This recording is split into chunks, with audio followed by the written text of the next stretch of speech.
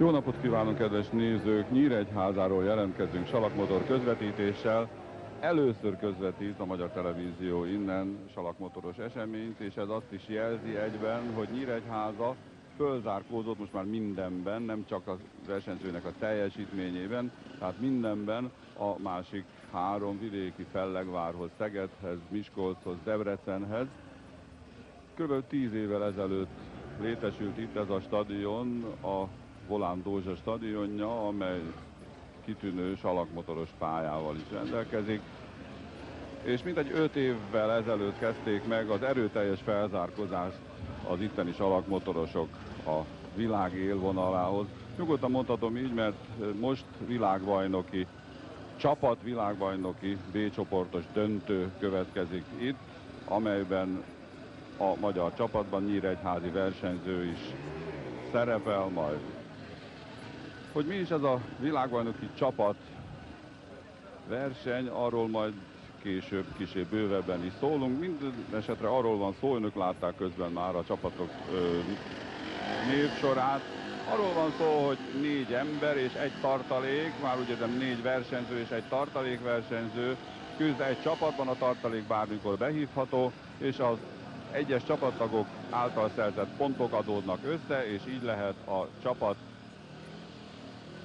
versenyben győzni, illetve helyzeteket szerezni. Az első futam következik most, amelyben Kulcsó, Butler, Dolomicevic és Furlanetto van. A magyar versenyzők közül a fehér sisakos Kulcsó tört az élre. Egyébként itt a sapkaszínek nem változnak, a magyar csapaté mindig a fehér sisak szín, és ennek megfelelően nagyon könnyű lesz mindig megtalálnunk a magyar versenyzőt. Kulcsó vezet, mögötte az ausztrál fiú, Butler.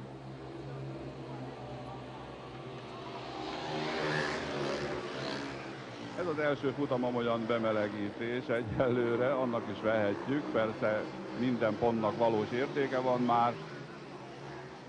Most még az ausztrál átadott Kulcsóra, egyébként ők ketten, az ausztrál fiú Butler és Kulcsó Antal ugyanabban az angol ligában motoroznak, tehát akár ismerhetik is egymást, az utolsó kör következik.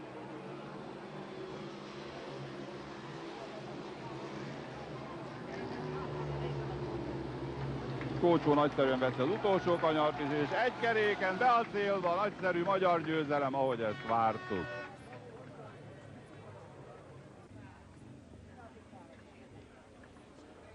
A második futam következik, tehát addig hadd mondjak még valamit erről a csapatvilágbajnokságról, ennek a rendezési szisztémájáról, sémájáról. A, B, C és D csoportban vannak sorolva a csapatok, a D csoportban a legalul, és abból lehet följönni egészen az A-ig, és az A-ból kerül aztán a döntőbe a győztes csapat. Mi tavaly még a C csoportban indultunk, emlékeznek rá, akkor Szegeden volt a döntő, és följutottunk a B csoportba, miután az olaszokat legyőztük Szegeden is, és Olaszországban is. Az olaszok most jöttek fölfelé, mert ők a C csoportban nyertek az idén. Mi maradtunk a B csoportban azért, mert az A csoportban nem tudtunk tavaly fölkerülni. Egyetlen egy bukás néhány pont miatt az NSK-t nem tudtuk legyőzni. Mi maradtunk át a B csoportba, jöttek ide az olaszok, fölülről az A csoportból estek vissza hozzánk a lengyelek, akik itt vannak, és az ausztrálok pedig ebben a csoportban is voltak. Így került össze ez a 4 csapat, Ausztrália, Lengyelország, Magyarország és Olaszország.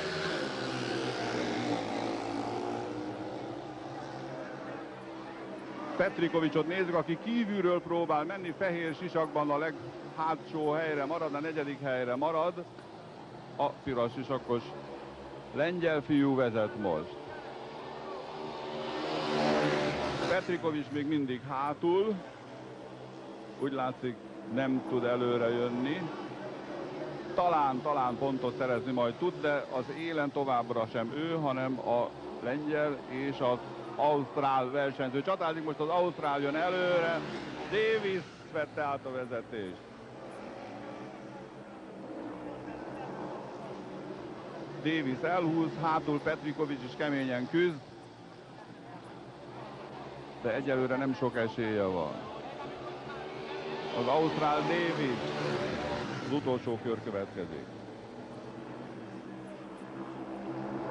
Davis, Francisin, Davis most már elhúz a másik háromtól. Petrikovics marad hátul, Davis megnyeri a futamot.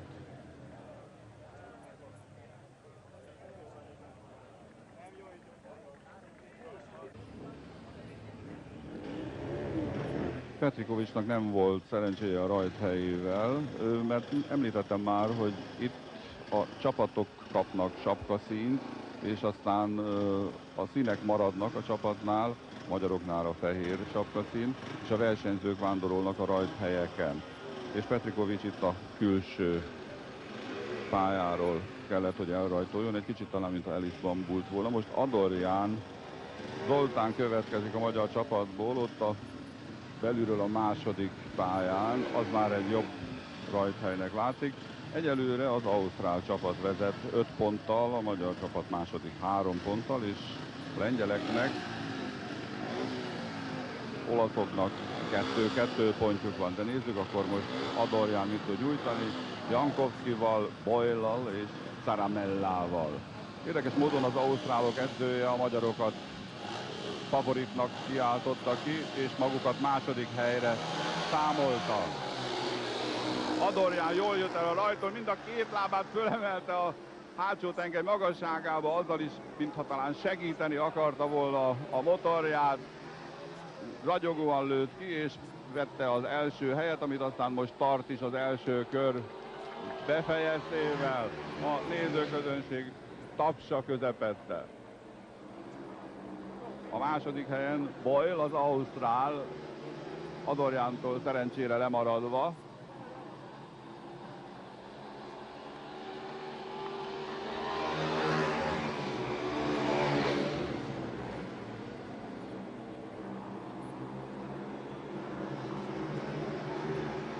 Adorján gyönyörűen megy be ebbe a kanyarba, és egészen laposra ledönti, lefekteti a motorját. Az utolsó körét kezdi ebben a futamban. Az ausztrál üldözi, Boyce. Adorján egy kerékre emelte a gépet. És egy keréken érkezik is. Gyönyörű szép futam.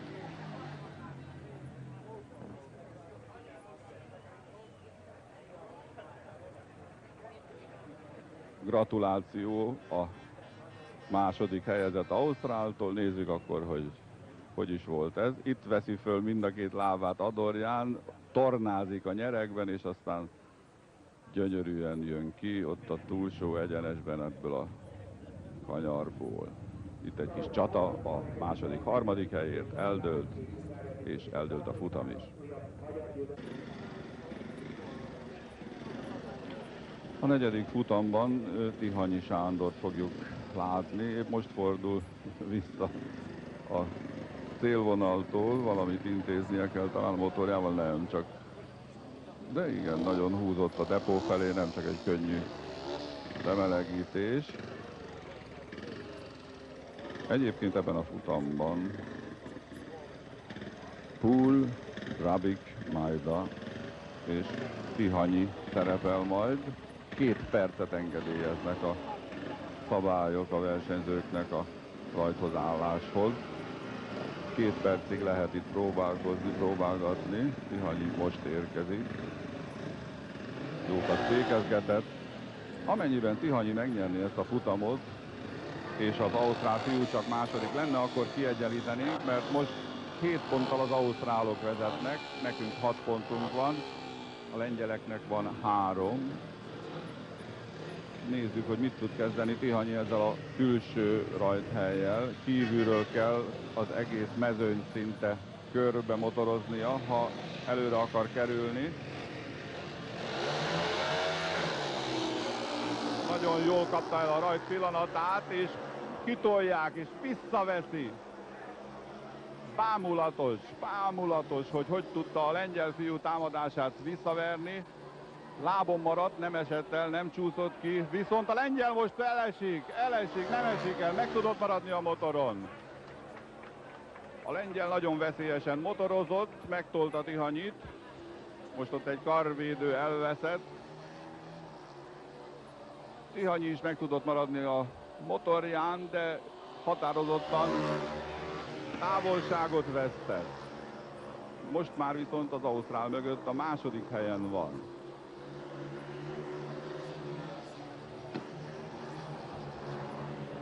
Még egy kör van hátra, Tihanyinak ez talán elég lehet,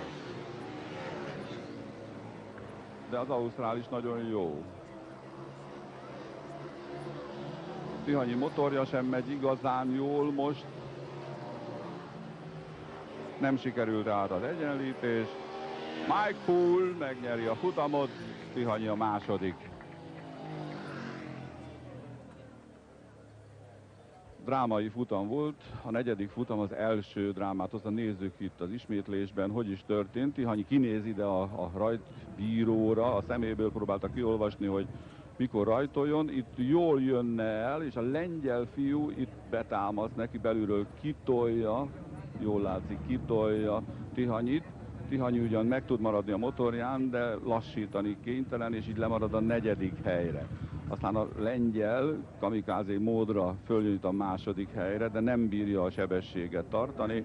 Elveszti az uralmat a motorja fölött. Nézzék, hogy keresztbe áll, Tihanyi még ezt is megúszta, kikerülte, följön közbe egykerekezve a második helyre, a lengyel meg tud maradni a motorján, de aztán kénytelen kiállni, és aztán ettől kezdve már a futam egyértelmű, sajnos Tihanyi csak második.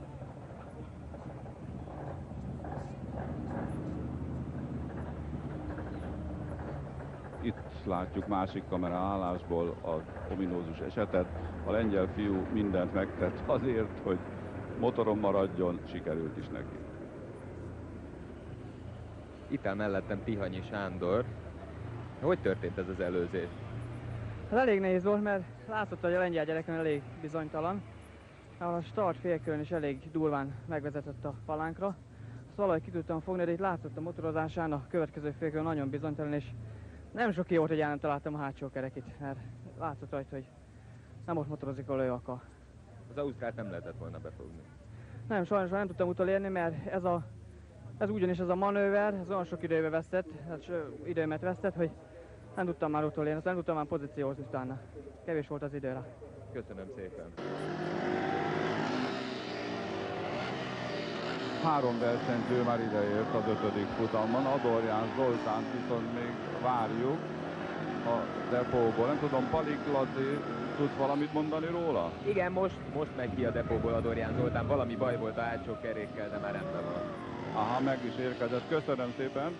Mint látják, mi is próbálunk újítani, és úgy látszik, sikerült is. Ez az első eset, nem csak abban, hogy Nyíregyházáról közvetítünk, hanem abban is, hogy a depóból is tudunk egy riporterünkön keresztül híreket kapni azonnal. Megjött tehát Adorján Zoltán, a csapatverseny állását látták önök is. 10-8-ra vezetnek az ausztrálok velünk szemben. A másik két csapatnak 3-3 pontja van. Adorján most belülről rajtolhat, és nagyon jó lenne, ha ezt a futamot nyerni tudná. Végre elhelyezkednek a rajtvonalnál. Adorján elég jól indul, a belső helyet elveszi, és viszi is tovább. Az ausztrál nagyon tapad rá, de kívülről támadja a lengyel fiú, de kicsúszik, és ugye a harmadik helyre csúszik vissza. Adorján igyekszik belül maradni. A belső íven, a pálya belső körívén viszi az első kerekét, hátra néz, megbizonyosodik arról, hogy minden rendben van, a többiek szépen ott vannak sorba mögötte.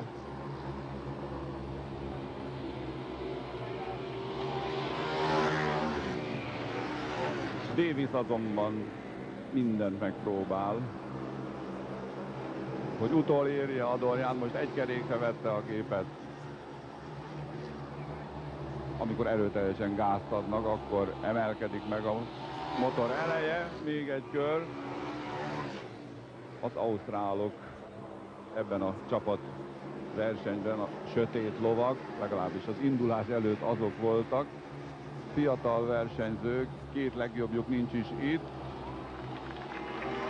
Adorján simán nyeri a futamot, viszont ezek a fiatalok valamennyien az angol ligában motoroznak, ott, ahol Kócsó is motorozik. A szokásos kézfogás. Adorján hozta a 3 pontot, nézzük, hogy szerezte meg az első pozíciót, az első helyet.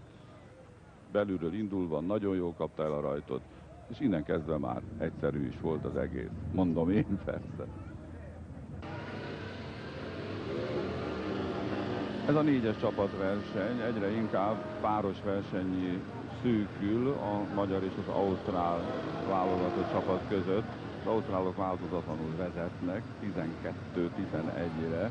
Egyetlen pont a különbség, egyszer kellene úgy, hogy magyar versenyző győz, és az ausztrál csak második, akkor befoghatnák. Hát Tihanyinak most talán van erre lehetősége, ő a belülről számított második pályáról indul, a lengyel Francisin mellől.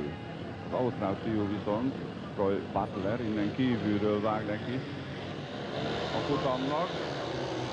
Tihanyi jól indul, de a lengyel belül el tudott menni, Tihanyinak kívülről kell próbálnia. Kívülről motorozza körbe a lengyelt, és elhúz. Na most ez még egy kritikus forduló. Tihanyi már az élet.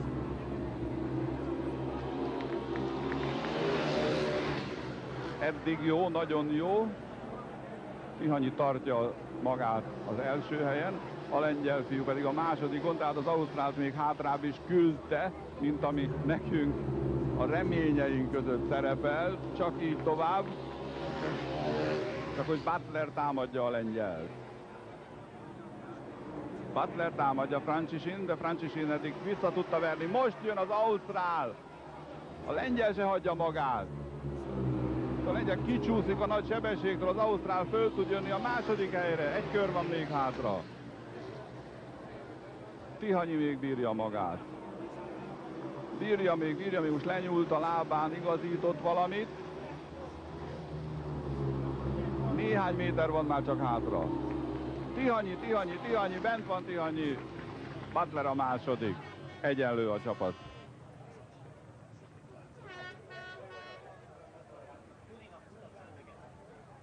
Gyönyörű futam volt, nézzük, hogy is indult. Itt Tihanyi egy kerékre veszi rögtön az indulásnál. Az ausztrál betör, és majdnem eltalálja Tihanyit, aki kicsúszik, és kénytelen elengedni Francisint. És aztán itt jön a nagy pillanat, amikor Tihanyi kívülről körbe motorozva el tud menni. Kurázsi kell ehhez, na meg motor természetesen. A technika jó voltából most meg tudjuk nézni az előzésedet. Mindjárt látni fogjuk, igen, itt. Igen, sajnos itt egy kicsit elemelte tőlem, azért kicsit lemaradtam a félkörön, de utána látszik, hogy a lengyel hibázott egy egészen picit, nem akart nekem jönni, szóval ennyiből fel volt a dolog, és itt egy jobb ívet találtam el, mint ő ezért. És innen már látszik, hogy én már elsőnek tudok fordulni, és itt ez nagy előny ezen a pályán. Azt hiszem, hogy ezek ki is egyenlítettük, más nem is érdemes hozzátenni. Többek között azért is, mert úgy látom, hogy indul a következő futam. Igen, itt már gyülekeznek a fiúk, mégpedig Kastanya, Kócsó, Mike Poole és Jankowski a lengyel csapatból. Nézem közben a rajtszámaikat is, mert a tartalékokat bármikor be lehet küldeni, nehogy valaki olyasmit közvetítsük, aki nincs is éppen a pályán. Az ausztráloktól Mike Poole 7-essel megvan, innen kívülről. Kócsó Antal a belülről számított második pályáról jön. Most, ha ő nyerne, akkor tudnánk elhúzni. Kócsónak és Poole-nak 3-3 pontja van, tehát nyerték a futamukat. Kastanyának és Jankowskinak 1-1 pontja.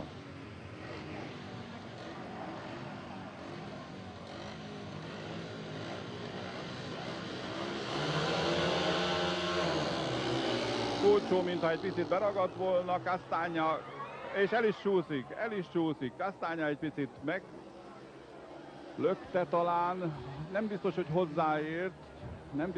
hozzáért, de a futamot természetesen leintik, ketten buktak ugyanis rögtön az első bemenő kanyarban. Valószínű mind a 4 versenyzőt újraindítják, nézzük, hogy mi is történt.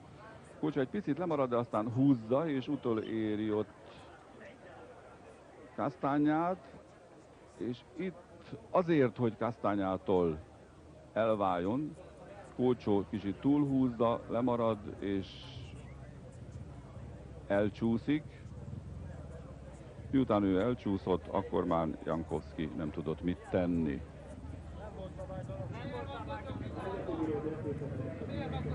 Nézzük csak, hogy Kulcsót mikrofon végre tudjuk-e kapni. Igen, ha minden igaz, most száll a Kulcsó Antal a motorról. Őt valószínűen kizárják, mert ő saját maga esett el, tehát nem úgy lökték föl. Halljuk csak tőle magától, ha tudjuk? Igen, most veszi le a sisakot. Mi történt? Nagyon szoros volt a beforduló, mind a 3 egyszer akartunk fordulni, kicsi volt, összeakadtunk. Azt nem értem, hogy miért engem zártak ki, mert én végül is nem mentem neki senkinek. Én alólam nyomták ki a motort. Nézzük csak meg még egyszer, hogyha lehet. Igen, itt indul.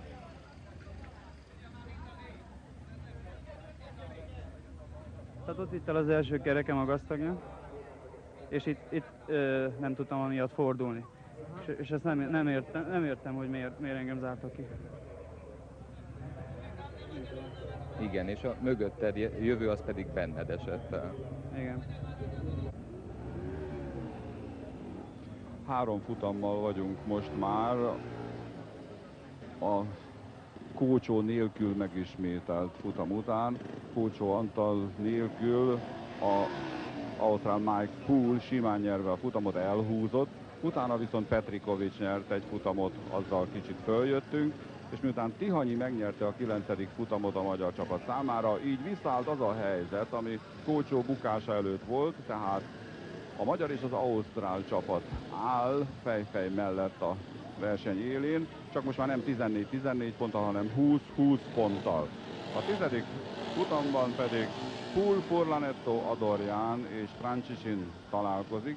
Adorján innen a palánktól a második helyről rajtol majd. Mellette van az ausztrál fiú. Adorján minden megtesz, az ausztrál meglöki Adorján hátsó kerekét, sőt, most elébe megy, de Adorján mégis el tud menni, ki tud bújni. Adorján kívülről próbálja az első helyet elvenni, sikerül, már elő van. Szenzációs, amit Adorján produkált, annak ellenére, hogy majdnem föllökte őt az ausztrál. Adorján most már tisztán az élen, az ausztrál megpróbál följönni a második helyre. Poole most a második helyért csatázik, és meg is szerzi. Adorján még mindig az élen, ausztrál túlhúzza, nem meg tud állni a motoron. Még egy kör lesz hátra, az ausztrál förgetegesen jön. Adorján nagyon jól tartja magát. Furlanetto már csak a 3.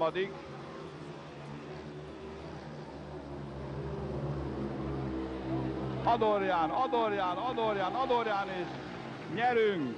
Nyer Adorján Zoltán. Szenzációs volt. Egy olyan futam van, amely kis hiány drámával kezdődött. A készfogás most is kijár a győztesnek. Nézzük ezt a ismétlésben, hogy mi is történt. Figyeljék majd Adorjánt, itt ebben a fehér-zöld ruhában, ahogy szokott, 2 lábával kalimpálva megy, és itt lökte meg őt az ausztrál fiú, aki aztán nem tudott elmenni Furlanettótól, de mégis valahogy ottan kievezett a külső pályára, de az elég volt Adorjának ahhoz, hogy belül el tudjon jönni, ki tudjon bújni ott a nyíló résen, és itt pedig már a külső íven motorozva, túlhúzva, de nagyon jól tartva magát, egy pillanatra még hátra nézni is van ideje, és itt már határozottan az élre kerül. Ez valami szenzációs volt. Hátra néztél. Igen, muszáj volt hátra néznem, mert belül jött az olasz versenyző, és nem akartam azért, hogy benyomja a fűre, tehát nehogy őnek is valami baja legyen. Itt a start után, itt nem hagytak helyet, összeakadtam az egyik versenyzővel, és kikerültem nagyon kívülre. És talán ez adott egy olyan lökés, hogy na most azért is elmegyek nektek. Itt beváltottam belőle, néztem a pozíciót, hogy hol a legjobb, És innentől már nem volt gond. hát még itt második helyen megyek, itt kívülre tettem, nem voltam benne biztos, hogy kívülről el fogok tudni menni, de motorom nagyon szuper jó húzott is. És látod, már itt sikerült elmenni. És így most már mi vezetünk biztosan. Hát igen, remélném, hogy az így is marad. De hát nézzük a következő futamot. Adorján Zoli egyébként az egyedüli a mezőnyben, aki még nem vesztett pontot az eddigi rajtozállásai kapcsán, tehát 3 futamban indult, 3 futamot nyert, most pedig jönnek a következő futam résztvevői már ide.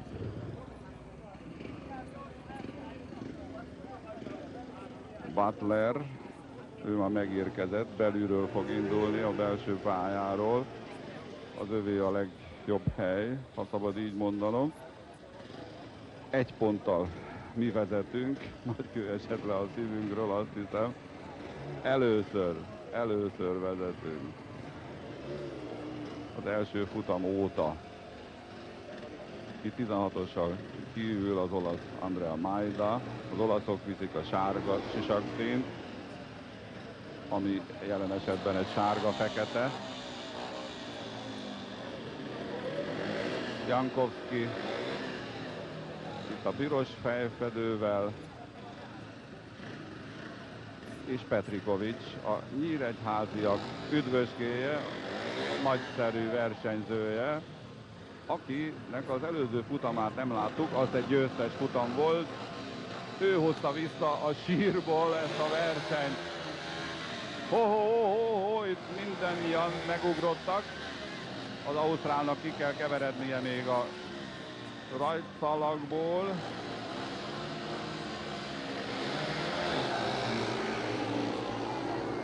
Petrikovics jól indul és el tud menni az első helyen. Csak hogy bírja-e a motorja, úgy látszott, hogy nem, de aztán mégis. De ez csak a második helyre jó még egyelőre, az ausztrál vezet.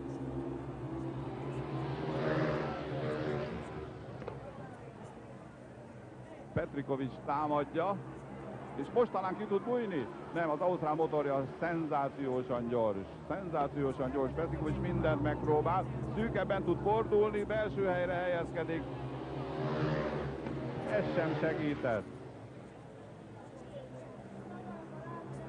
Ők ketten ott elől külön versenyt vívnak, amit az egész versenyről is elmondhatunk. Még egy kör van hátra, az ausztrál kissé kicsúszik, de ez csak látszat. Nagyon jól tudja ő, hogy mit csinál. Butler nagyon jól vezet ott az élen.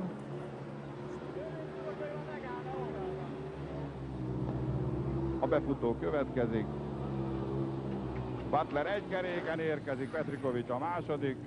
Újra egyenlők vagyunk.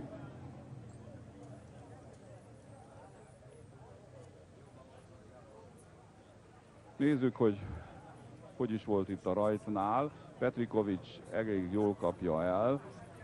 A lengyel fiú próbált bemenni, de aztán nem tudott. Petrikovics itt nagyon ügyesen szerezte meg az első helyet, de amikor aztán motorerőre volt már bízva a dolog, itt nem bírt az ausztrállal.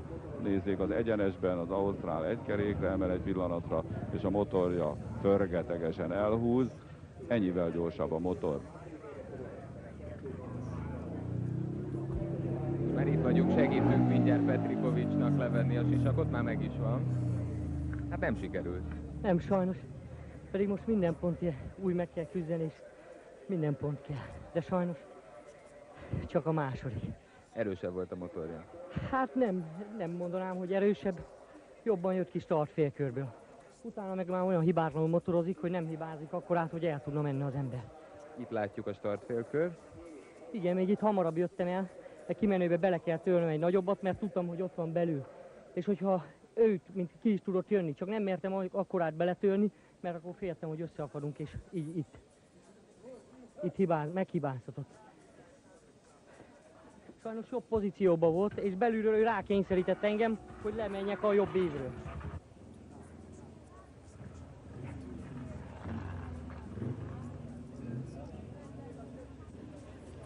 Úgy érzem, nem mehetünk el szó nélkül, tisztelettel kell adóznunk olyan őszinteségnek, mint Petrikovics Józsié volt, aki a lehetőséget, hogy a másik motorja volt az erősebb, nem fogadta el, és bevallotta, hogy őt hibáztatta az ellenfél, tehát hibába hajszolta. Azt hiszem, ilyenfajta őszinteség minden elismerést megérdemel, és nyilván el is nyeri méltó jutalmát egy újabb győzelemmel majd, amikor Petrikovicsra kerül a sor.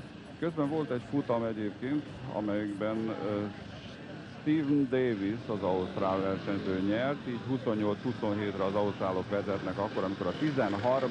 futamban most rajthoz álltak a versenyzők. Tőlünk Kócsó Antal innen kívülről, és nagyon szépen elébe megy az ausztrálnak.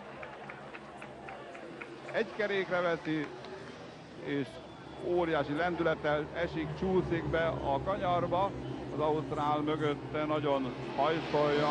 Craig Boyce-ról van szó ebben az esetben, az ausztrál csapat fiatal versenyzőjéről. Kócsó nagyon jól csípt el kívülről, mintaszerűen az első helyet, és ragyogóan tartja is magát.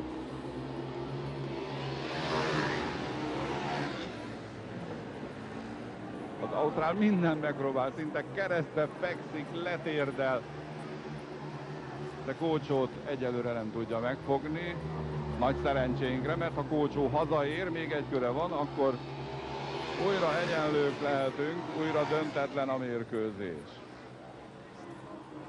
Érdekes módon a verseny előtt a lengyelektől tartottunk nagyon, hiszen a lengyelek azok visszafelé jöttek, ők már az A csoportból jöttek vissza ide a B-be.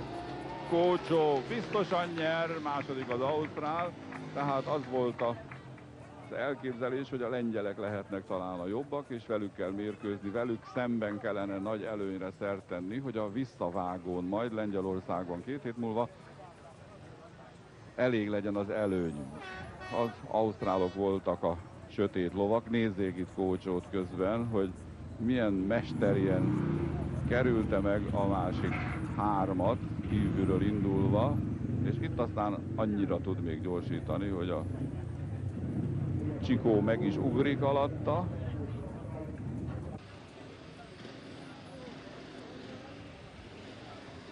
Itt pedig már a 14. futamban vagyunk. Petrikovicsot itt a palánktól befelé a második helyen látjuk. Kívülről fog indulni az ausztrál Mike Poole, tehát ő rá kell majd vigyázni elsősorban Petrikovicsnak. Szaramella az olasz fiú, és Dolomisevic a lengyel ott belül, aki miután belülről indul ebben a futamban a legtöbb esélyt kapja, mert legalábbis a jó rajtra. Az indítóbíró most már nagyon szigorú, oda rendeli a fiúkat. Petrikovics jól indul, de a lengyel, jó van, a lengyel is lemarad mögötte, de az ausztrál meg kívülről el tud menni. Az ausztrál kívülről el tud menni, jól bele tudott erősíteni. Jobbra néz hátra az ausztrál, balról jön Petrikovics, de nyilván az történik majd, ami eddig is történt, hogy ha már a rajtnál elment az ausztrál, akkor attól kezdve már nem igen hibázik, nem szokott hibázni. Mike Poole tehát vezet, Petrikovics a második.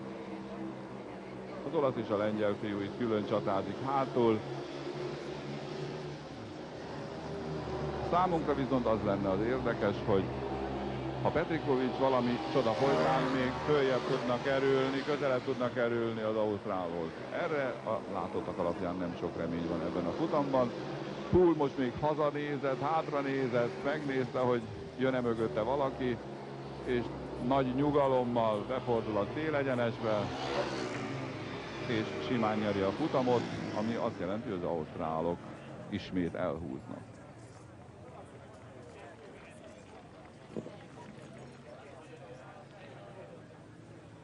Itt még úgy látszik, hogy Petrikovics simán el tud menni, a lengyel fiú mögé szorul, de aztán itt jön az ausztrál Poole,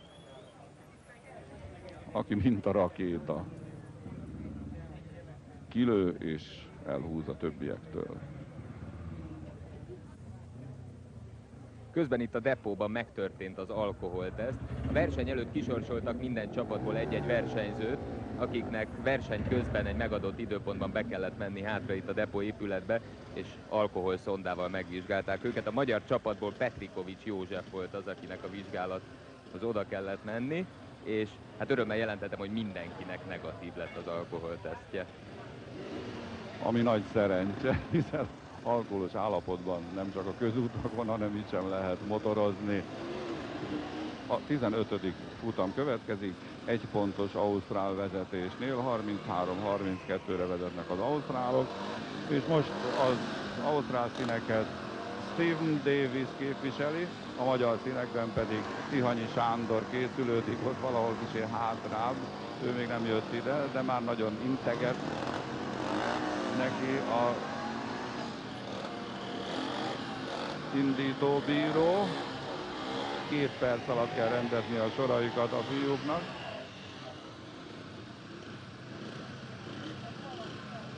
Ha Tihanyi nyer és ausztrál második hely van, akkor még mindig csak megint kiegyenlítünk.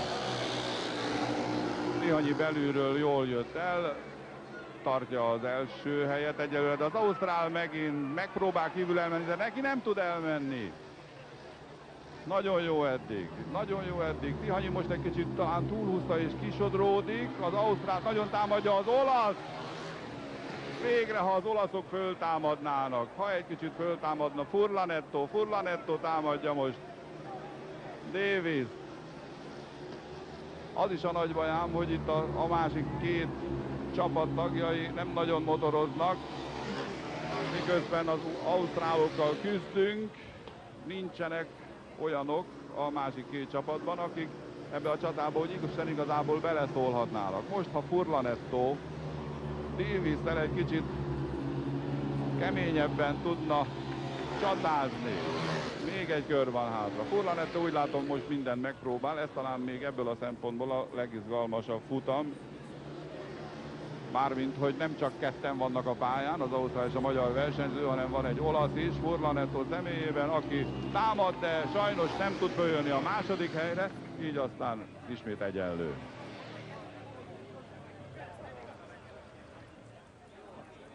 Nézzük akkor ezt a rajtot, mert ez igazán izgalmas. Tihanyi nagyon jól jött el, mint látják, és szépen belül is tud maradni. Itt úgy látszik, hogy Furlanetto talán el tud menni, de aztán kénytelen megelégedni a második helyen, mert itt még Tihanyi őt visszaveri, de kívülről jön itt az ausztrálbe a kék sisakban, és már úgy látszott, hogy elmegy mellette kívülről, de Tihanyi mindent bedobott, mindent be tudott dobni, tudott még erősíteni, és meg tudta tartani az első helyét.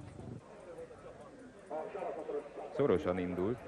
Igen, elég szoros volt, mert egy elég erős ausztrál fiúval voltam, és eléggé meg vagyunk szorítva az igazság pontügyileg. De nagyon kellett menni, mert most ezután még lesz egy futam, és utána jön egy ilyen ráfutás, ahol a legerősebbek, leggyengébbek egymással mennek, és ott már nagyon nehéz pontot gyűjteni, mert nehéz. A verseny az 20 futamból áll, de abban a szempontból az utolsó futam a 16., hogy a rendes tábla szerinti sorsolásos futamoknak most lesz majd vége, és aztán következik 4 olyan futam, amiben a 17-ben ugye jön majd a 4 leggyengébb, aztán a második következőben a 4 valamivel erősebb, és majd az utolsóban, a 20. futamban jön a verseny 4 legjobbja, tehát minden csapatból a legjobb találkozik majd a 20. futamban, de erről később. Most nézzük, hogy pontügyileg mi alakul majd ki az alapversenyben, a 16 futamban. Pontügyileg 35-35 pontja van az ausztrál és a magyar csapatnak, 8 pontja van a lengyeleknek, 12 pontja az olaszoknak, itt pedig a lengyel Dramik, az olasz Castagna, ott a belülről számított második pályán, itt pedig kint Butler és Adorján. Adorján jön kívülről, lehetne szerencsésebb is a sorsolás, tehát mindenki minden helyről el kell, hogy induljon egyszer.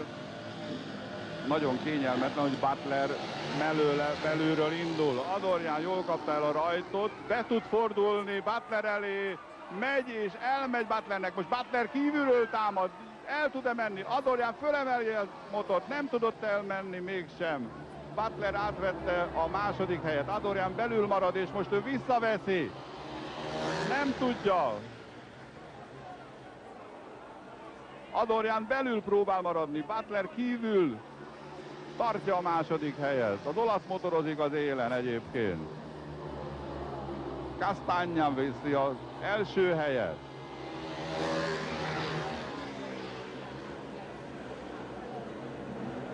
Adorján a harmadik helyen. Még egy kör következik majd ezután, az ausztrál most ráfut Castagnára. Vajon Castagna bírja-e, hogy legalább megmaradjon az élen?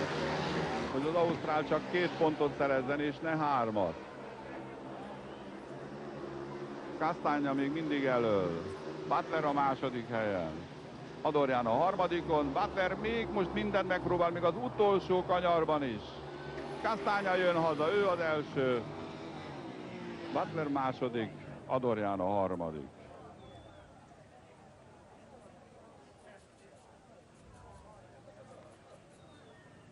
Hát ez sem volt akármilyen futam. Nézzük a rajtot, itt Adorján kinéz, elkapja jól a rajtot, húz is befelé, bedönti a gépet, és itt határozottan ő van elől, legalábbis esélye van arra, hogy elől maradjon. Itt aztán belül Castagna lő ki legerőteljesebben. Adorján is megpróbál minden, de annak ellenére, hogy olyan gáztat, hogy az eleje meg is emelkedik a gépének, mégis Butler a gyorsabb. És itt már eldől tulajdonképpen a verseny, annyiban, hogy ha már nem hibázik egyikük sem, nem változik a sorrend, mint ahogy nem is változott. Nagyon kellett volna ez a győzelem. Hogy? Nagyon kellett volna ez a győzelem, nem? Én is tudom, talán kicsit nehéz is volt, meg a legkülső pályáról startoltam, ahol a pálya nagyon száraz és nagyon poros volt. Nem tudtam megfelelő időben elindulni, és mivel 4 futammal előtte locsordák a pályát, a külsőjével nem fogod. Látjuk is. Itt látszik is, hogy eléggé lemaradtam. És ahova fordultam azon az éven, nem tudtam olyan gyorsan haladni. Ott ilyen poros volt, és nem tapadt a gumi. A másik az, hogy aztán meg nem gondoltam, hogy az ausztrálot még köztem meg a palánk közt el fog jönni. Váratlan volt. Egy negyedórás pályakarbantartás és számolgatást törte meg most itt a nagy verseny lendületét, amit természetesen a felvételen mi nem adunk vissza. Az utolsó felvonás következik, most az utolsó felvonás előtt egyetlen ponttal vezetnek az ausztrálok 37-36-ra. A lengyeleknek 8 pontjuk van, az olaszoknak 15 pontjuk, ők tehát nem szólnak bele, most már válhatóan a verseny végeredményében, mármint az első 2 hely sorsába. A számolgatás pedig azért kellett, mert ezek a futamok, az utolsó 4 futam, az már egy különleges ráadásnak is mondható, tulajdonképpen annak ellenére, hogy természetesen a csapatversenybe beszámít. Mégpedig most a 17-es futamban az eddig leggyengébben szerepeltek, jöttek össze, Drabik, Boyce, Petrikovics és Maiden. Boyce-nak 7 és Petrikovicsnak 7 pontja van, ők vannak egyébként ott bent a pálya közepén egymás mellett. Hogy ki miért a leggyengébb a csapatában, az persze más kérdés. Boyce tör az élre, Petrikovics kisodródik, de aztán most megy az ausztrál után, és a második helyet már is fogja, és elég gyors is ahhoz, hogy talán lépést tudjon tartani az ausztrállal. Igen ám, csak a lengyel fiú is. Drabik is támadja. Petrikovics a második helyen. Boyce ráadásul nem is a saját motorjával megy, a saját motorja az fölmondta a szolgálatot a 16. futamnál, így full motorját kérte kölcsön. Persze sok különbség ezek között, a motorok között nem igen van. mármint az ausztrálok motorjai között. Egyébként 3 márka van úgy nagyjából. Az NJ, a Java és a Godden. Petrikovics csak a második helyet tudja tartani, most viszont nagyon beleerősített, nagyon ráfutott az ausztrálra, de a célba az ausztrál fiú futott már be. Az idézőjelben mondom, leggyengébbek futamában tehát az ausztrál Boyce szerezte meg a győzelmet. Nézzük itt a fehér sisakban, a rajt pillanatában is Petrikovics már egy kicsit lemaradt, nem kapta el elég jól a rajtot, itt neki sodródik az olasz fiúnak. De itt nagyon jól bele tud erősíteni ebben a szakaszban, az ausztrál húz el, de jön vele Petrikovics is, mint hogyha össze lennének kötve. Sajnos ez aztán nem tartott a végéig. Miután ez már az utolsó futam, illetve az utolsó kör, a versenyzők a motorjukat most már bent hagyják itt a kijelölt depóban, tehát nem viszik ki magukkal. Petrikovics most ért ki, és az ausztrál fiú most akart bejönni. Eleinte nem akarták beengedni, nyilván ott valami nézeteltérés volt afelől, hogy kinek kell bejönni, és ki jöhet be egyáltalán. Tudtok valamit ott a depóban, Palik Laci? Igen, hát a legfrissebb hír szerint az történt, hogy a motorokat kint kellett hagyni a pályán, ugyanis ettől a pillanattól kezdve nem lehet kölcsönadni, nem lehet cserélgetni a motorokat, és ezt az ausztrál versenyző nem nagyon akarta megérteni. Most majd megkérdezzük, hogy mégis miért engedték be végül is. Hát nyilván ő a pool motorjával jött be, Boyce volt, és pool motorját hozta be, és ki akarja vinni, és ki is vitte, úgy látom, hogy csak 3 motor maradt bent. Na, ebből egy kis keveredés lesz, majd a végeredménnyel újra jelentkezünk akkor.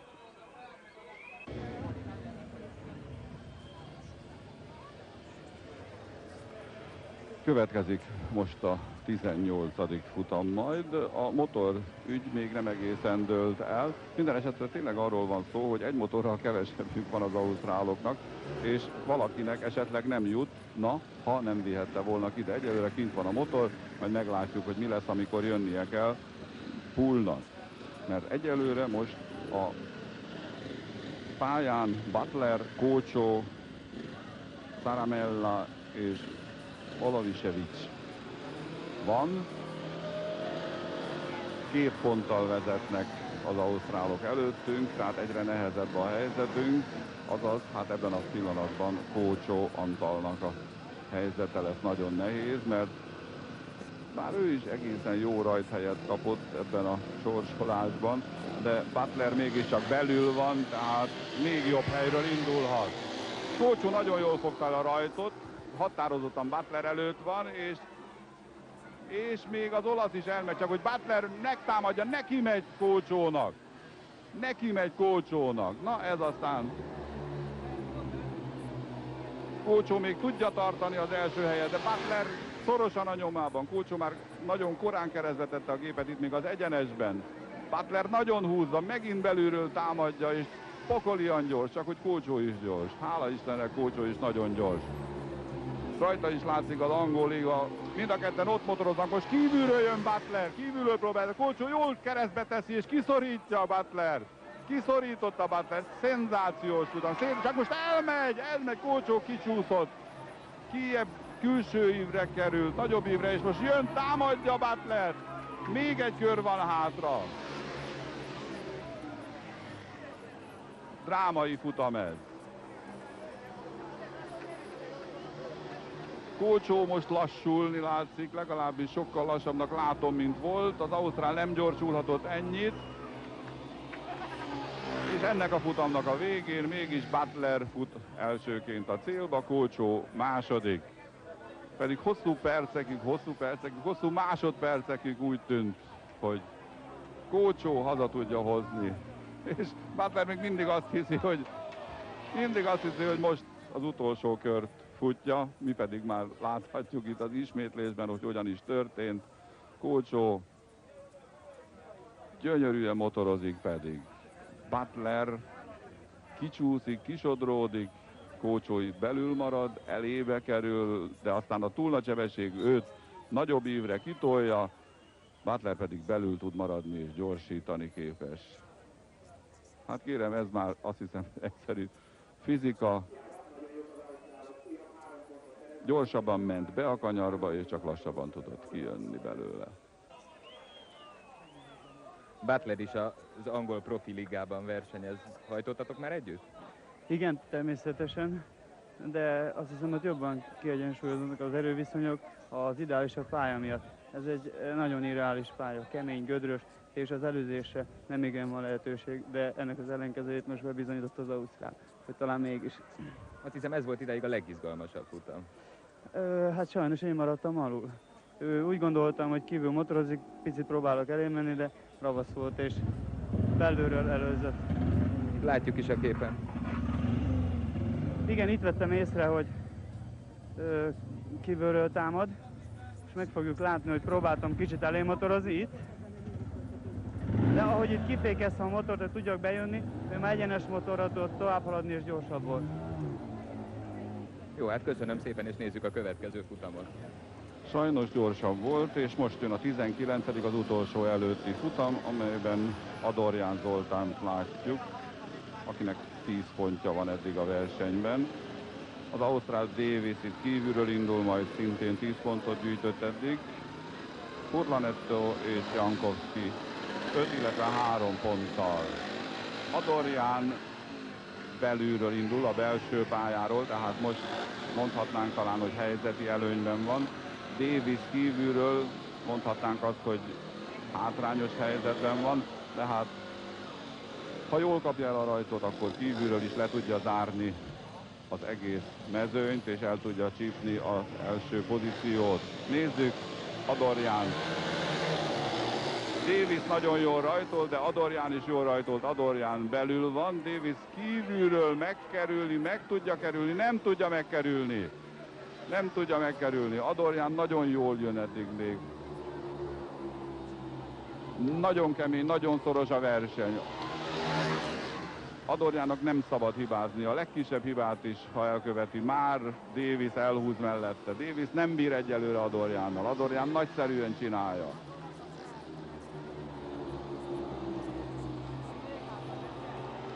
Körbe, amerre csak megy, mindenütt taps fogadja Adorján. Davis birkózik a géppel, birkózik a pályával, nagyon akar, látszik rajta.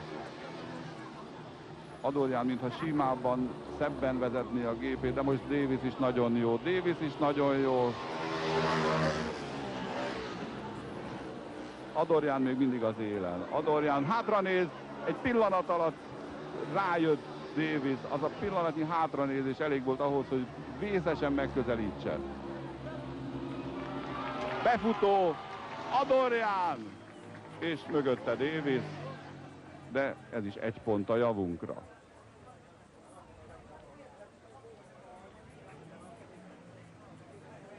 Baráti készfogás, mint már annyiszor a versenyen, és Adorján ünneplése.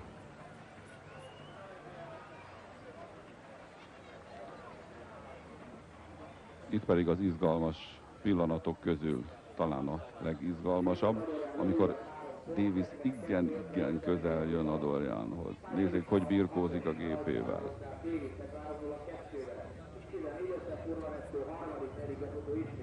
De Adorján motorja aztán lábra kap, és elhúz, tartani tudja a helyét.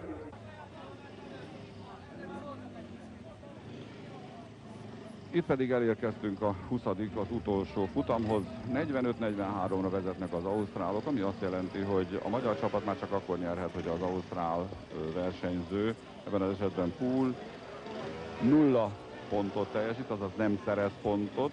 A magyar versenyző Tihanyi pedig, akit itt kívül a palánk mellett látunk, megnyeri a futamot. Poole bejöhetett, mert a vezetőbíró úgy látszik engedélyt adott rá, bejöhetett a saját motorjával. Erről még nagyon sokat fognak vitatkozni, azt hiszem, az elkövetkező órákban, napokban. Itt van az a helyzet, hogy az ausztrál csapatnak a végére egyel kevesebb motorja maradt, ezért aztán a szabályokkal ellentétben kivihették a 17. futam után ezt a piros motort, amit itt egy kicsit hátrább látunk most Poole alatt. kivihették és újra behozhatták, ami szabályellenes, de nyilván a különleges helyzetre való tekintettel a vezetőbíró ezt engedélyezte.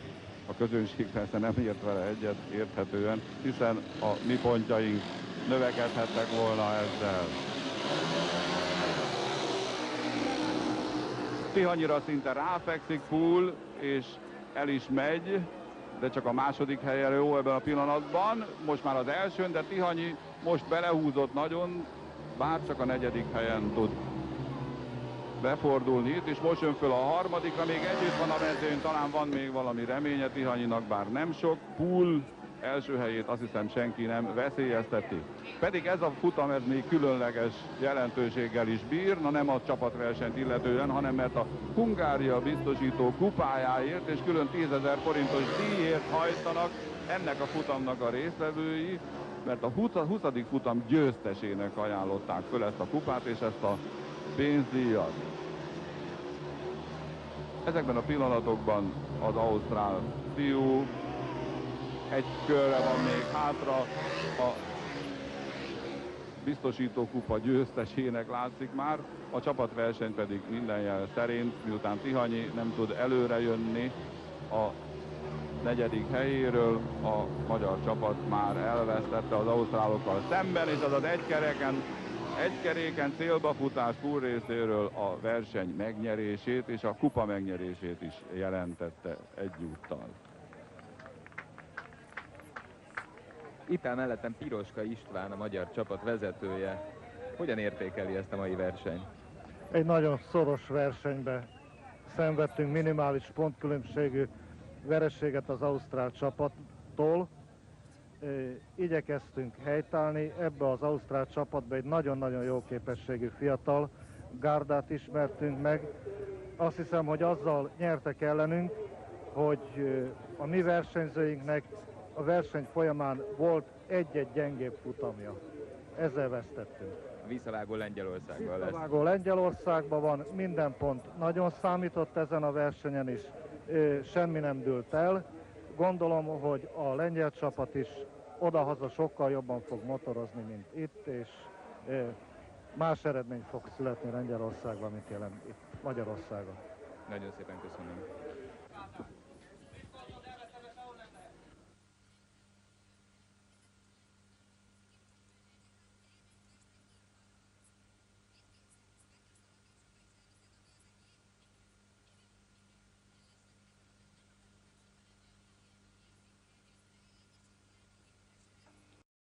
Jól kapja el. A lengyel fiú próbált bemenni, de aztán nem tudott. Petrikovics itt nagyon ügyesen szerezte meg az első helyet, de amikor aztán motorerőre volt már bízva a dolog, itt nem bírt az ausztrállal. Nézzék, az egyenesben az ausztrál egy kerékre emel egy pillanatra, és a motorja förgetegesen elhúz. Ennyivel gyorsabb a motor. Már itt vagyunk, segítünk mindjárt Petrikovicsnak levenni a sisakot, már meg is van. Hát nem sikerült. Nem sajnos. Pedig most minden pontja új meg kell küzdeni, és minden pont kell. De sajnos csak a második. Erősebb volt a motorja. Hát nem mondanám, hogy erősebb. Jobban jött ki start félkörből. Utána meg már olyan hibátlanul motorozik, hogy nem hibázik akkor át, hogy el tudna menni az ember. Itt látjuk a startfélkör. Igen, még itt hamarabb jöttem el, de kimenőbe bele kell tölnöm egy nagyobbat, mert tudtam, hogy ott van belül. És hogyha őt, mint ki is tudott jönni, csak nem mertem akkorát beletörni, mert akkor féltem, hogy összeakadunk, és így itt meghibáztatott. Sajnos jobb pozícióban volt, és belülről ő rákényszerített engem, hogy lemenjek a jobb évről.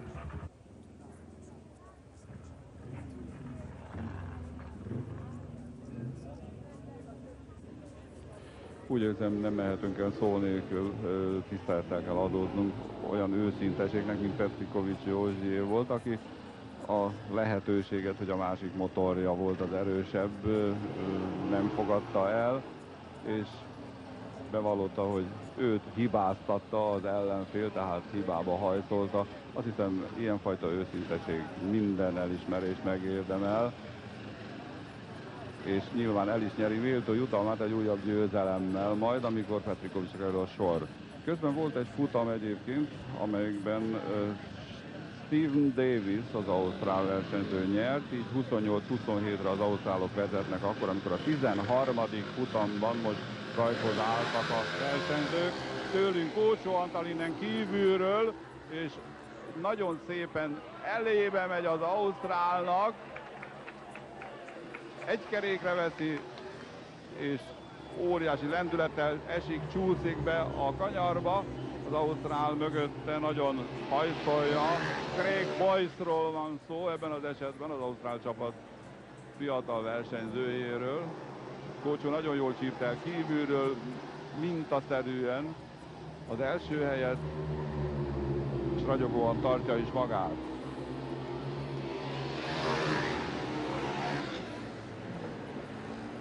Az ausztrál minden megpróbál, szinte keresztbe fekszik, letérdel, de Kócsót egyelőre nem tudja megfogni.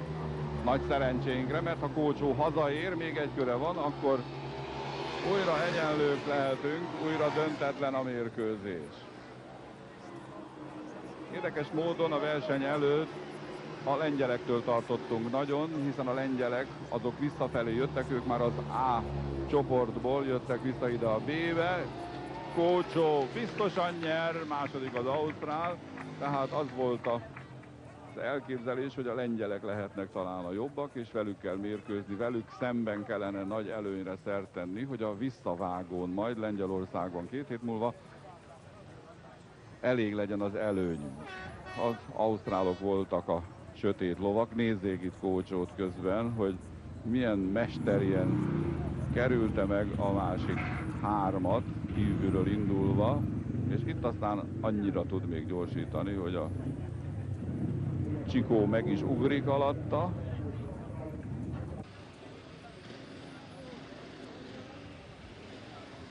Itt pedig már a 14. futamban vagyunk. Petrikovicsot itt a palánktól befelé a második helyen látjuk. Kívülről fog indulni az ausztrál Mike Poole, tehát ő rá kell majd vigyázni elsősorban Petrikovicsnak. Szaramella az olasz fiú, és Dolomisevic a lengyel ott belül, aki miután belülről indul ebben a futamban a legtöbb esélyt kapja, hát legalábbis a jó rajtra. Az indítóbíró most már nagyon szigorú, oda rendeli a fiúkat. Petrikovics jól indul, de a lengyel, jó van, a lengyel is lemarad mögötte, de az ausztrál meg kívülről el tud menni. Az ausztrál kívülről el tud menni, jól bele tudott erősíteni. Jobbra néz hátra az ausztrál, balról jön Petrikovics, de nyilván az történik majd, ami eddig is történt, hogy ha már a rajtnál elment az ausztrál, akkor attól kezdve már nem igen hibázik, nem szokott hibázni. Mike Poole tehát vezet, Petrikovics a második. Az olasz és a lengyel fiú itt külön csatázik hátul. Számunkra viszont az lenne az érdekes, hogy ha Petrikovics valami csoda folytán még följebb tudna kerülni, közelebb tudna kerülni az ausztrálhoz. Erre a látottak alapján nem sok remény van ebben a futamban. Poole most még hazanézett, hátra nézett, megnézte, hogy jön-e mögötte valaki, és nagy nyugalommal befordul a célegyenesbe, és simán nyeri a futamot, ami azt jelenti, hogy az ausztrálok ismét elhúznak.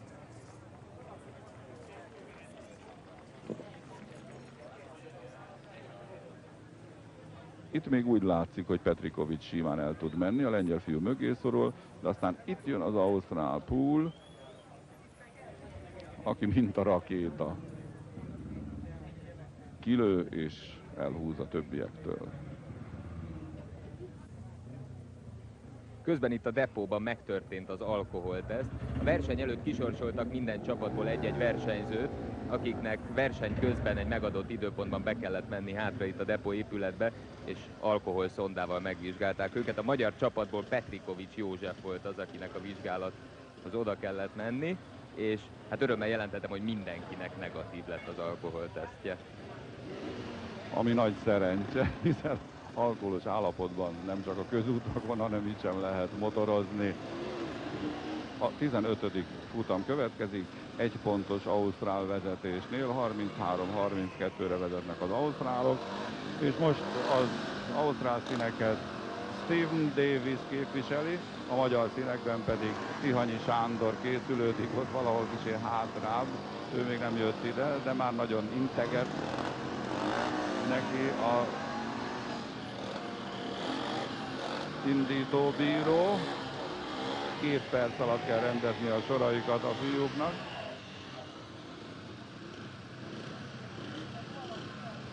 Ha Tihanyi nyer és ausztrál második hely van, akkor még mindig csak megint kiegyenlítünk. Tihanyi belülről jól jött el, tartja az első helyet egyelőre, de az ausztrál megint megpróbál kívül elmenni, de neki nem tud elmenni. Nagyon jó eddig, nagyon jó eddig. Tihanyi most egy kicsit talán túlhúzta és kisodródik. Az ausztrál nagyon támadja az olasz. Végre, ha az olaszok föltámadnának. Ha egy kicsit föltámadna Furlanetto támadja most Davis. Az is a nagy bajám, hogy itt a másik 2 csapat tagjai nem nagyon motoroznak. Miközben az ausztrálokkal küzdünk, nincsenek olyanok a másik 2 csapatban, akik ebbe a csatába, hogy igazából beleszólhatnának. Most, ha Furlanetto Davis-tel egy kicsit keményebben tudna csatázni. Még egy kör van hátra. Furlanetto úgy látom most mindent megpróbál, ez talán még ebből a szempontból a legizgalmasabb futam. Mármint, hogy nem csak ketten vannak a pályán, az ausztrál és a magyar versenyző, hanem van egy olasz is, Furlanetto személyében, aki támad, de sajnos nem tud följönni a második helyre, így aztán ismét egyenlő.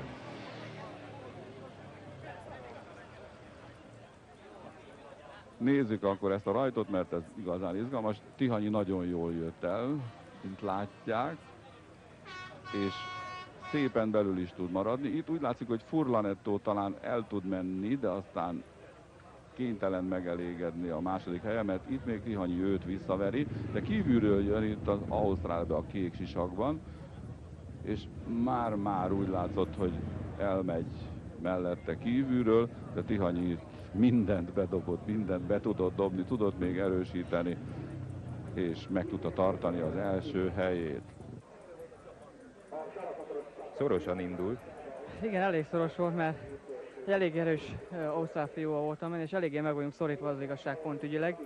Nagyon kellett menni, mert most ezután még lesz egy futam, és utána jön egy ilyen ráfutás, ahol a legerősebbek, leggyengébbek egymással mennek, és ott már nagyon nehéz pontot gyűjteni, mert nehéz. A verseny az 20 futamból áll, de abban a szempontból az utolsó futam a 16., hogy a rendes tábla szerinti sorsolásos futamoknak most lesz majd vége, és aztán következik 4 olyan futam, amiben a 17-ben ugye jön majd a 4 leggyengébb, aztán a következőben a 4 valamivel erősebb, és majd az utolsóban, a 20. futamban jön a verseny 4 legjobbja, tehát minden csapatból a legjobb találkozik majd a 20. futamban, de erről később. Most nézzük, hogy pontügyileg mi alakul majd ki az alapversenyben, a 16 futamban. Pontügyileg 35 pontja van az ausztrál és a magyar csapatnak, 8 pontja van a lengyeleknek, 12 pontja az olaszoknak, itt pedig a lengyel Dramik, az olasz Castagna, ott a belülről számított második pályán, itt pedig kint Butler és Adorján. Adorján jön kívülről, lehetne szerencsésebb is a sorsolás, tehát mindenki minden helyről el kell, hogy induljon egyszer. Nagyon kényelmetlen, hogy Butler belülről indul. Adorján jól kapta el a rajtot, be tud fordulni Butler elé, megy és elmegy Butlernek. Most Butler kívülről támad, el tud-e menni? Adorján fölemeli a motort, nem tudott elmenni mégsem. Butler átvette a második helyet, Adorján belül marad, és most ő visszaveszi. Nem tudja. Adorján belül próbál maradni, Butler kívül tartja a második helyet. Az olasz motorozik az élen egyébként. Castagna viszi az első helyet.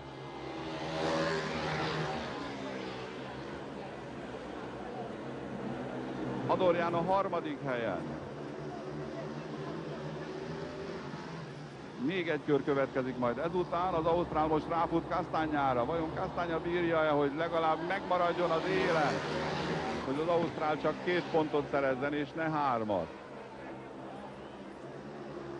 Castagna még mindig elől. Butler a második helyen.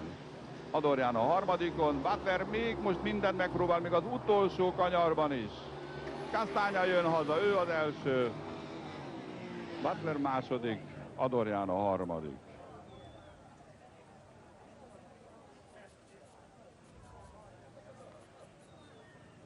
Hát ez sem volt akármilyen futam. Nézzük a rajtot, itt Adorján kinéz, elkapja jól a rajtot, húz is befelé, bedönti a gépet, és itt határozottan ő van elől, legalábbis esélye van arra, hogy elől maradjon. Itt aztán belül Castagna lő ki legerőteljesebben. Adorján is megpróbál mindent, de annak ellenére, hogy olyan gáztat, hogy az eleje meg is emelkedik a gépének, mégis Butler a gyorsabb. És itt már eldől tulajdonképpen a verseny, annyiban, hogy ha már nem hibázik egyikük sem, nem változik a sorrend, mint ahogy nem is változott. Nagyon kellett volna ez a győzelem. Hogy? Nagyon kellett volna ez a győzelem, nem? Én is tudom, talán kicsit nehéz is volt, meg a legkülső pályáról startoltam, ahol a pálya nagyon száraz és nagyon poros volt. Nem tudtam megfelelő időben elindulni, és mivel 4 futammal előtte locsordák a pályát, külsőjével nem fogod. Látjuk is. Itt látszik is, hogy eléggé lemaradtam. És ahova fordultam azon az éven, nem tudtam olyan gyorsan haladni. Ott ilyen poros volt, és nem tapadt a gumi.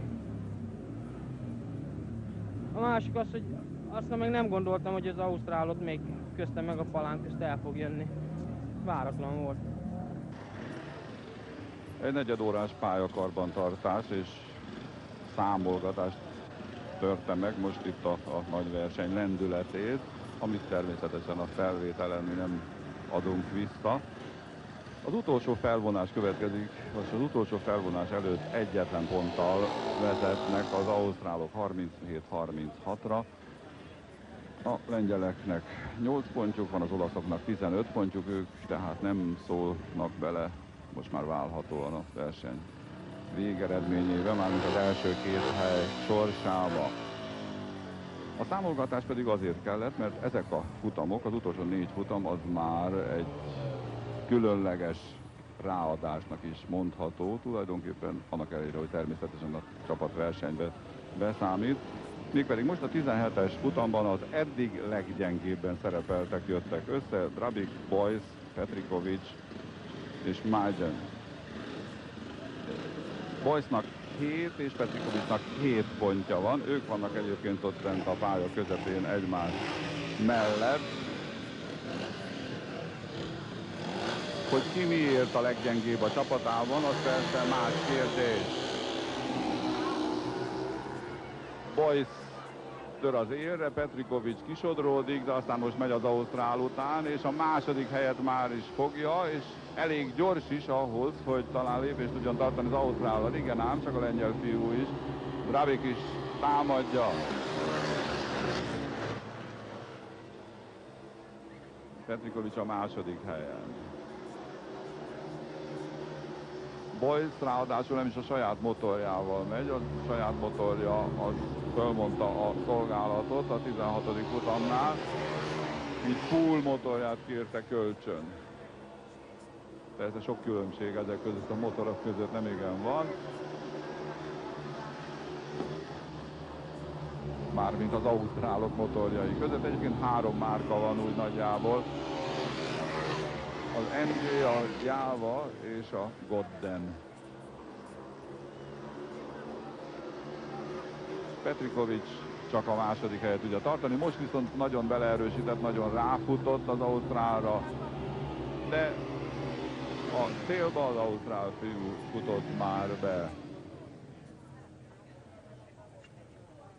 Az idézőjelben mondom, leggyengébbek futamában tehát az ausztrál Boyce szerezte meg a győzelmet. Nézzük itt a fehér sisakban, a rajt pillanatában is Petrikovics már egy kicsit lemaradt, nem kapta el elég jól a rajtot, itt neki sodródik az olasz fiúnak. De itt nagyon jól bele tud erősíteni ebben a szakaszban, az ausztrál húz el, de jön vele Petrikovics is, mint hogyha össze lennének kötve. Sajnos ez aztán nem tartott a végéig. Miután ez már az utolsó futam, illetve az utolsó kör, a versenyzők a motorjukat most már bent hagyják itt a kijelölt depóban, tehát nem viszik ki magukkal. Petrikovics most ért ki, és az ausztrál fiú most akart bejönni. Eleinte nem akarták beengedni, nyilván ott valami nézeteltérés volt afelől, hogy kinek kell bejönni, és ki jöhet be egyáltalán. Tudtok valamit ott a depóban, Palik Laci? Igen, hát a legfrissebb hír szerint az történt, hogy a motorokat kint kellett hagyni a pályán, ugyanis ettől a pillanattól kezdve nem lehet kölcsönadni, nem lehet cserélgetni a motorokat, és ezt az ausztrál versenyző nem nagyon akarta megérteni. Most majd megkérdezzük, hogy mégis miért engedték be végül is. Hát nyilván ő a pool motorjával jött be, Boyce volt, és pool motorját hozta be, és ki akarja vinni, és ki is vitte, úgy látom, hogy csak 3 motor maradt bent. Na, ebből egy kis keveredés lesz, majd a végeredménnyel újra jelentkezünk akkor.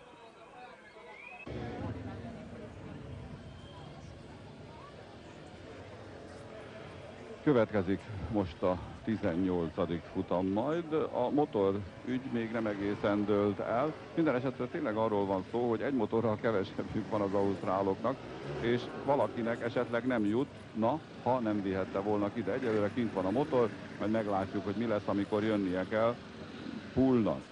Mert egyelőre most a pályán Butler, Kócsó, Saramella és Olavisevics van. 2 ponttal vezetnek az ausztrálok előttünk, tehát egyre nehezebb a helyzetünk, azaz hát ebben a pillanatban Kócsó Antalnak a helyzete lesz nagyon nehéz, mert bár ő is egészen jó rajthelyet kapott ebben a sorsolásban, de Butler mégiscsak belül van, tehát még jobb helyről indulhat. Kócsó nagyon jól fogta el a rajtot, határozottan Butler előtt van, és még az olasz is elmegy, csak hogy Butler megtámadja, neki megy Kócsónak. Neki megy Kócsónak. Na ez aztán... Kócsó még tudja tartani az első helyet, de Butler szorosan a nyomában. Kócsó már nagyon korán keresztbe tette a gépet itt még az egyenesben. Butler nagyon húzza, megint belülről támadja, és pokolian gyors, csak hogy Kócsó is gyors. Hála Istennek, Kócsó is nagyon gyors. Rajta is látszik az angol liga, mind a ketten ott motoroznak, most kívülről jön Butler, kívülről próbálja, Kócsó jól keresztbe teszi, és kiszorítja a Butler. Kiszorította Butler, szenzációs tudom, csak most elmegy, Kócsó kicsúszott, kijebb külső ívre került, nagyobb ívre, és most jön, támadja Butler, még egy kör van hátra. Drámai futam ez. Kócsó most lassulni látszik, legalábbis sokkal lassabbnak látom, mint volt. Az ausztrál nem gyorsulhatott ennyit. És ennek a futamnak a végén mégis Butler fut elsőként a célba, Kócsó második. Pedig hosszú másodpercekig úgy tűnt, hogy Kócsó haza tudja hozni. És Butler még mindig azt hiszi, hogy most az utolsó kört futja, mi pedig már láthatjuk itt az ismétlésben, hogy hogyan is történt. Kócsó gyönyörűen motorozik pedig. Butler kicsúszik, kisodródik, Kócsó belül marad, elébe kerül, de aztán a túl nagy sebesség őt nagyobb ívre kitolja, Butler pedig belül tud maradni és gyorsítani képes. Hát kérem, ez már azt hiszem egyszerű fizika. Gyorsabban ment be a kanyarba, és csak lassabban tudott kijönni belőle. Butler is az angol profi ligában versenyez. Hajtottatok már együtt? Igen, természetesen, de azt hiszem, hogy jobban kiegyensúlyozódnak az erőviszonyok az ideálisabb pálya miatt. Ez egy nagyon irreális pálya, kemény, gödrös, és az előzésre nem igen van lehetőség, de ennek az ellenkezőjét most bebizonyított az ausztrál, hogy talán mégis. Azt hiszem, ez volt idáig a legizgalmasabb futam. Hát sajnos én maradtam alul. Úgy gondoltam, hogy kívül motorozik, picit próbálok elé menni, de ravasz volt, és belülről előzött. Látjuk is a képen. Igen, itt vettem észre, hogy kívülről támad, és meg fogjuk látni, hogy próbáltam kicsit elé motorozni itt. De ahogy itt kifékeztem a motort, hogy tudjak bejönni, ő már egyenes motorra tudott tovább haladni, és gyorsabb volt. Jó, hát köszönöm szépen, és nézzük a következő futamot. Sajnos gyorsabb volt, és most jön a 19. az utolsó előtti futam, amelyben Adorján Zoltánt látjuk, akinek 10 pontja van eddig a versenyben. Az ausztrál Davis itt kívülről indul, majd szintén 10 pontot gyűjtött eddig. Furlanetto és Jankowski 5, illetve 3 ponttal. Adorján belülről indul, a belső pályáról, tehát most mondhatnánk talán, hogy helyzeti előnyben van.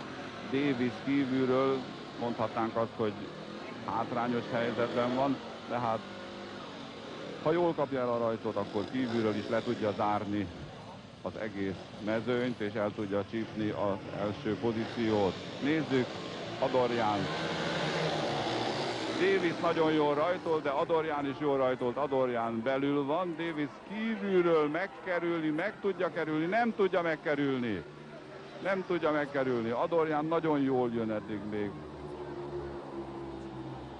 Nagyon kemény, nagyon szoros a verseny.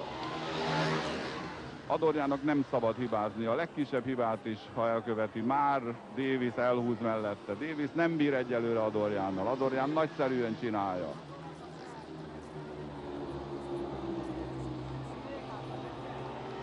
Körbe, amerre csak megy, mindenütt taps fogadja Adorján. Davis birkózik a géppel, birkózik a pályával, nagyon akar, látszik rajta. Adorján, mintha simábban, szebben vezetné a gépét, de most Davis is nagyon jó. Davis is nagyon jó. Adorján még mindig az élen. Adorján hátranéz, egy pillanat alatt rájött Davis. Az a pillanatnyi hátranézés elég volt ahhoz, hogy vészesen megközelítsen. Befutó Adorján! És mögötte Davis, de ez is 1 pont a javunkra.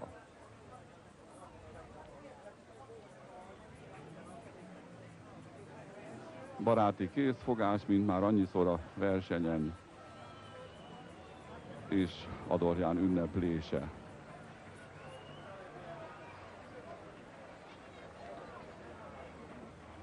Itt pedig az izgalmas pillanatok közül talán a legizgalmasabb, amikor Davis igen közel jön Adorjánhoz. Nézzék, hogy birkózik a gépével.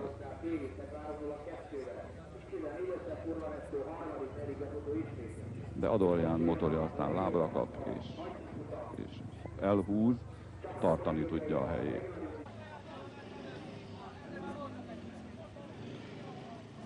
Itt pedig elérkeztünk a 20. az utolsó futamhoz. 45-43-ra vezetnek az ausztrálok, ami azt jelenti, hogy a magyar csapat már csak akkor nyerhet, hogy az ausztrál versenyző, ebben az esetben Poole 0 pontot teljesít, azaz nem szerez pontot. A magyar versenyző Tihanyi pedig, akit itt kívül a palánk mellett látunk, megnyeri a futamot. Poole bejöhetett, mert a vezetőbíró úgy látszik engedélyt adott rá, bejöhetett a saját motorjával. Erről még nagyon sokat fognak vitatkozni, azt hiszem az elkövetkező órákban, napokban. Itt van az a helyzet, hogy az ausztrál csapatnak a végére egyel kevesebb motorja maradt, ezért aztán a szabályokkal ellentétben kivihették a 17. futam után ezt a piros motort, amit itt egy kicsit hátrább látunk most Poole alatt. Kivihették és újra behozhatták, ami szabályellenes, de nyilván a különleges helyzetre való tekintettel a vezetőbíró ezt engedélyezte. A közönség persze nem ért vele egyet érthetően, hiszen a mi pontjaink növekedhettek volna ezzel. Tihanyira szinte ráfekszik Poole, és el is megy, de csak a második helyen jó ebben a pillanatban. Most már az elsőn, de Tihanyi most belehúzott nagyon, bár csak a negyedik helyen tud befordulni itt, és most jön föl a harmadikra, még együtt van a mezőn, talán van még valami reménye Tihanyinak, bár nem sok. Pool első helyét azt hiszem senki nem veszélyezteti. Pedig ez a futam ez még különleges jelentőséggel is bír, na nem a csapatversenyt illetően, hanem mert a Hungária biztosító kupájáért és külön 10 000 forintos díjért hajtanak ennek a futamnak a résztvevői, mert a 20. futam győztesének ajánlották föl ezt a kupát és ezt a pénzdíjat. Ezekben a pillanatokban az ausztrál fiú egy körre van még hátra, a biztosítókupa győztesének látszik már, a csapatverseny pedig minden jel szerint, miután Tihanyi nem tud előre jönni a negyedik helyéről, a magyar csapat már elvesztette az ausztrálokkal szemben, és az egykeréken célbafutás Pool részéről a verseny megnyerését és a kupa megnyerését is jelentette egyúttal.